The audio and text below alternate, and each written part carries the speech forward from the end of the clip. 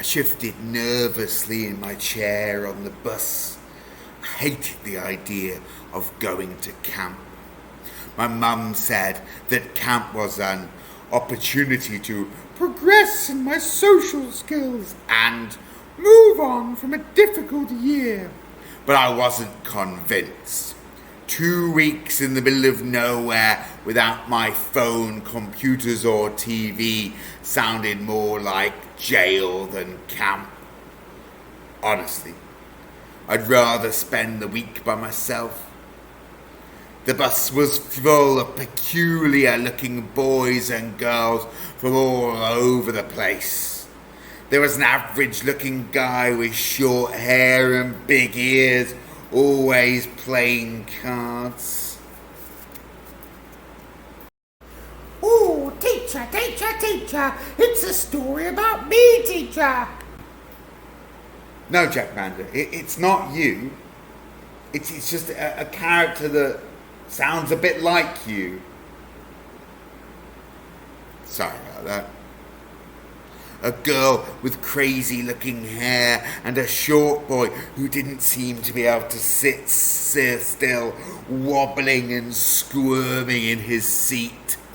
A messy looking child stared at me, his finger inserted deep inside his nose. He pulled out a sticky green mess and secretly wiped it on his chair. Gross and disgusting. I could tell that this camp would be dull.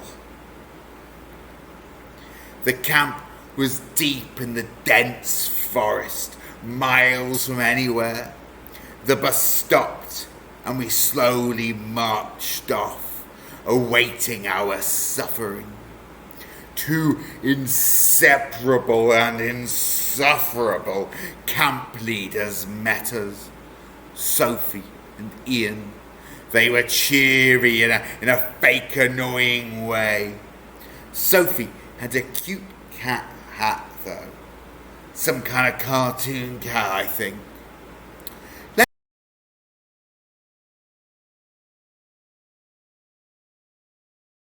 Let's all get the camp cleaned.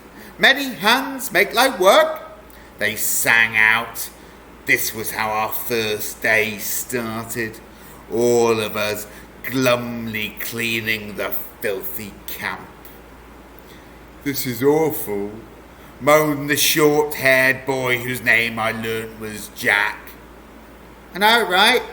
Agreed Tommy, the fidgety boy. I just kept cleaning. Not much point moaning about it.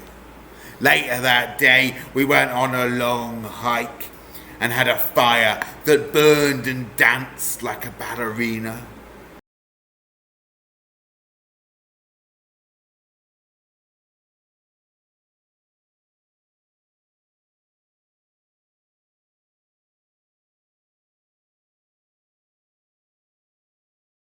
I collapsed by the fire, exhausted by the day. Time for a sing-song, chorused Sophie and Ian. Long before we could stop them, they began. We're going to the camp, camp, camp.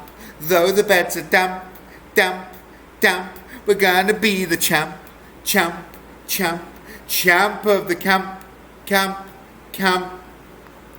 I sighed. There were 4 more songs before bedtime, each more terrible than the last. The next day, I woke early, still tired as I hadn't slept well. There was a commotion coming from the hall. What's that? When I got there, I found Jack and Tommy looking confused. Ian and Sophie have gone, they revealed. It turns out the 2 camp leaders had gone home. Their car was gone, and so were they. Maybe they hated their own song so much they went home. I suggested. Weird. Some of the kids were trying to make breakfast, and I figured Misery likes company, so I joined them. Misery likes company? What does that mean, teacher? It's a saying, Jackazard. It means that sad people, that they like other people to be sad. Alright? Alright. We can't just stay here, Tommy interrupted rudely. What else can we do? I asked. Go home? Somebody suggested. Listen, it's a 50-mile journey to the nearest town, and it's hot as hell. Don't think it's a great idea to set off walking. We don't even have a map. Everyone in the room looked numb from shock. If we stay here, we've got food, water, and shelter. Someone will probably come check on us a couple of days, I continued. No, this isn't right, said Jack. I'm going to get help. That's how it sounded. The next day, Jack packed his bag and headed off into the forest. I know we had a dispute, but I really hope you make it back. Take care, Jack, I whispered to him before he walked off.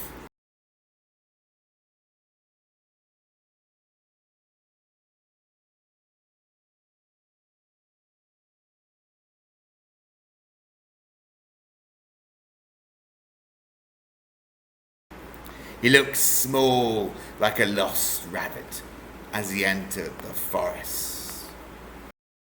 Ooh, teacher, I have a question, teacher. Don't the silly campers, teacher, they could just use their phones.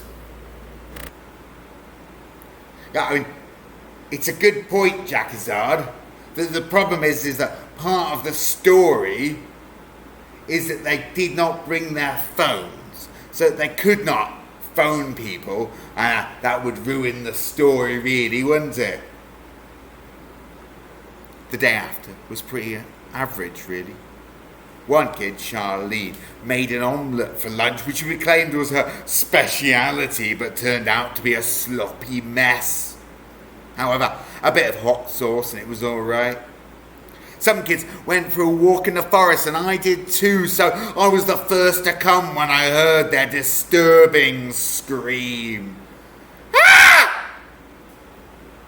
It seems that Jack had gotten squished by a giant rock.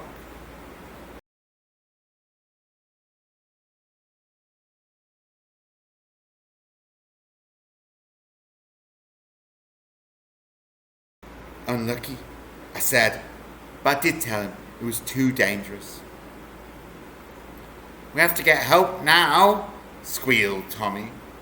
I pointed out that the last person who tried to get help got squished by a giant rock, and that changed his mind. Funny, they got squished by a boulder in the middle of a forest, mentioned Curtis as he inspected the tree. It almost looks like somebody used a pulley on the tree. See how the bark is worn away. You've been watching too much Sherlock Holmes, I joked, but he gave me a strange and suspicious look. Teacher, your story makes no sense, teacher. How would a boulder fall on somebody in the middle of a forest, teacher?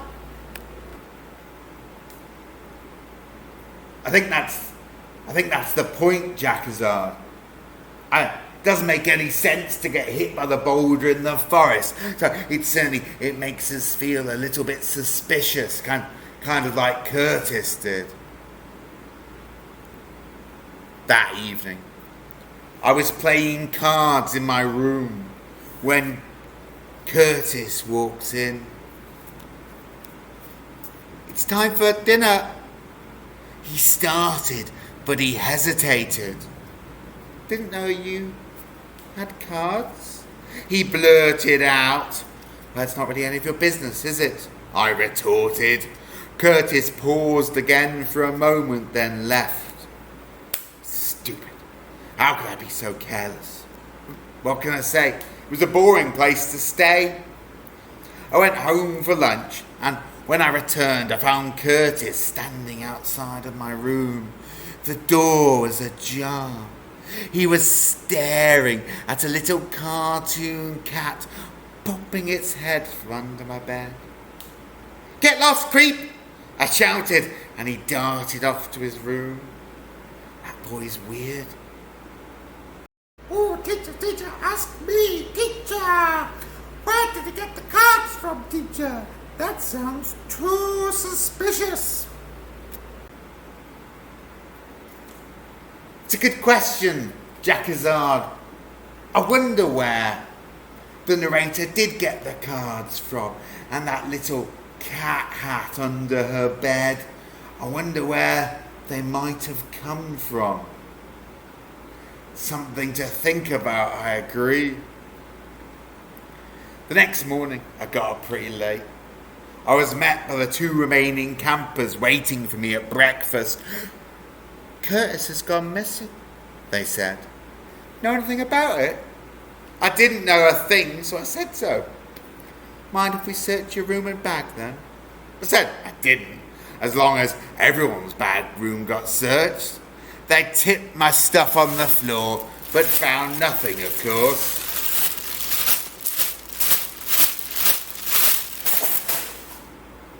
However, in Tommy's bag, they found a length of rope stained with bark, a cute cat hat, and some playing cards.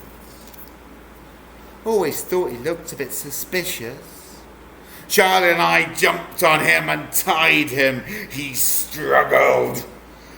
We gagged him, and locked him in his room.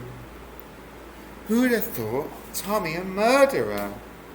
I exclaimed. When the police finally arrived, they took us home and took Tommy to jail. He protested and shouted as they dragged him off, saying how innocent he was. But the evidence was clear. A few weeks later, they found the camp leader in the lake. He'd been skewered with the marshmallow sticks, pushed into the river in their car. Maybe one day they'll find Curtis buried deep in the rocks. My parents drove me home in silence, my mother shifting nervously in her chair. "I thought you said it would help her solve her little problem," my dad whispered. "She probably just needs a stricter clamp," she replied.